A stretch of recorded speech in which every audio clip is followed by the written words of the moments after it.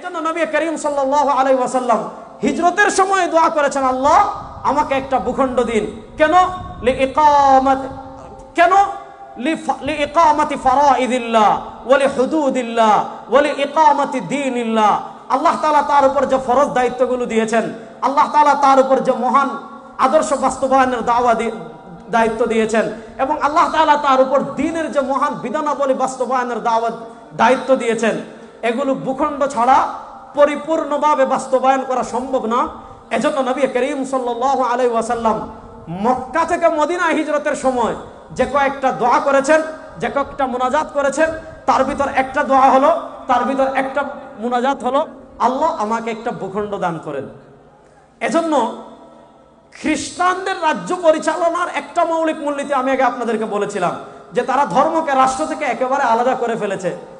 আর এর বিপরীত ইসলামে রাষ্ট্র ব্যবস্থা কেমন হবে, একটা দেশের রাষ্ট্রের অবকাঠামো কেমন হবে, একটা রাষ্ট্রের সংবিধান কেমন হবে, একটা রাষ্ট্রের অর্থনীতি কি হবে, একটা রাষ্ট্রের বিচার ব্যবস্থা কেমন হবে, একটা রাষ্ট্রের সংবিধান কি হবে, একটা রাষ্ট্রের পররাষ্ট্রনীতি কি হবে, একটা রাষ্ট্রের আপনার বিধর্মী যারা আছে সংখ্যালঘু তাদের অধিকার কেমন হবে।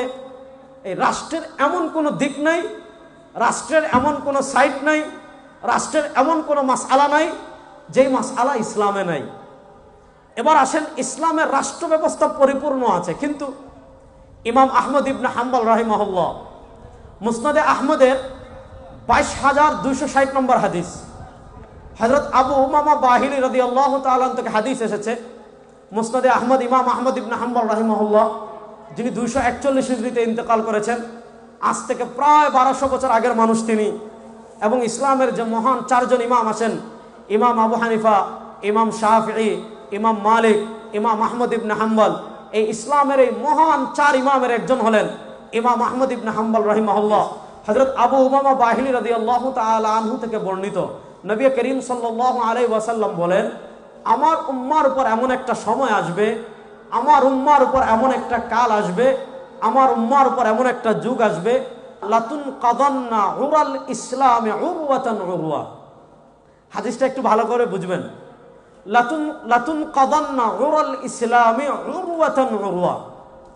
ইসলামের যে কয়েকটা হাতল আছে, একটা সিঁড়িতে হাতল থাকে, একটা চেয়ারে হাতল থাকে। তো নবী করিম সাল্লাল্লাহু আলাইহি ওয়াসাল্লাম বলেন, এই উম্মার উপর এমন একটা সময় আসবে, এই উম্মার উপর এমন একটা কাল আসবে, এই উম্মার উপর এমন একটা যুগ আসবে, লাতুন কাদান্না উরাল ইসলামে উরওয়াতান উরওয়া। ইসলামের এক একটা হাতল, ইসলামের যে কয়েকটা হাতল আছে, ইসলামের প্রত্যেকটা হাতল একটা একটা একটা একটা একটা একটা করে ভেঙে ফেলা হবে। ইদান কাদাত উরওয়া, ইদান তাকাদাত উরওয়া।